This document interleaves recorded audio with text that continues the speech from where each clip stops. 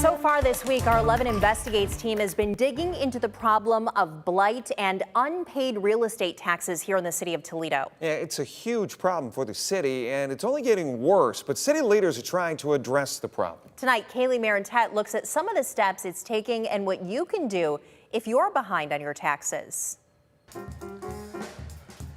Hey baby, what you know good?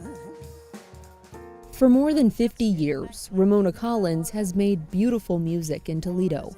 But the well-known jazz singer has seen the ugly side of living in the central of the city. When you say the central city, people look at you like, oh, you mean the ghetto? No, I don't mean the ghetto. I mean the central city. We're not that far from the art museum. Is that part of the ghetto? No. But these houses, there's no reason, if just looking at them every day, we don't understand why somebody can't tell us what's the future for these houses? How much longer do we have to look at this? As she talks, she points to a row of rundown houses on Belmont Avenue. Directly across the street, a hole is punched in the basement of a home and the roof is collapsing. Since June, 11 Investigates has looked at records related to blight and delinquent real estate taxes in the city. The home across the street is a prime example of the problem. No property taxes have been paid since 2017. The home is in such poor condition that the owner was charged twice in court for having a nuisance property. And that owner is now dead, and the house sits abandoned, generating no revenue for Toledo and dragging down property values. The home of Collins and others on her side of the street are outliers in the neighborhood, well kept, clean, and beautiful. When you guys have beautiful houses, and if you ever wanted to sell your house and move to Arizona, how difficult would it be to try to sell your house? It would be impossible. It would be impossible.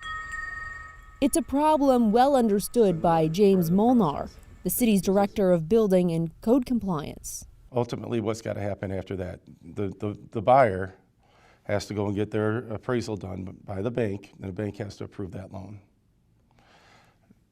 I would say any appraiser is going to set that value lower than it would if it had a perfectly nice house next to it. His department has sent out 12,000 letters already this year, warning owners to clean up their homes.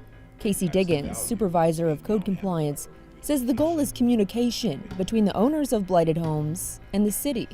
Numerous community resources are available to help fix the issue. I don't think anyone knows the totality of the pandemic, but in terms of just considering how families have been affected, we are most definitely working from a viewpoint of having empathy and having the desire to understand what individuals are experiencing in their own private lives. A second tool against blight is the community's land bank. It has taken ownership of more than 7,000 vacant or abandoned homes in 10 years, tearing them down or rehabbing them.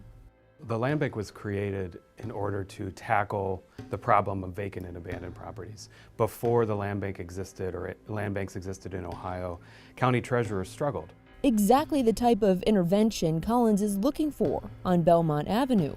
We don't understand why somebody can't tell us what's the future for these houses. How much longer do we have to look at this?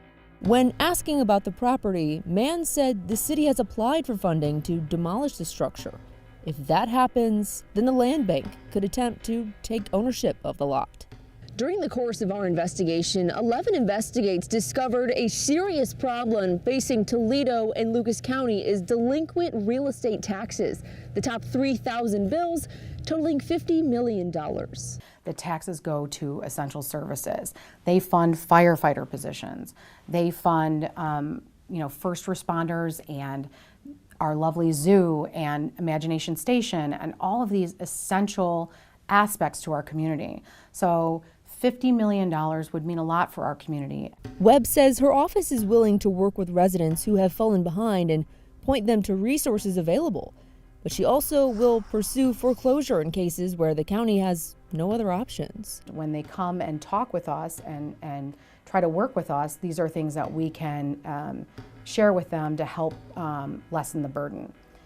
But there is a substantial number of people who are out there who basically are, using us as like a free loan.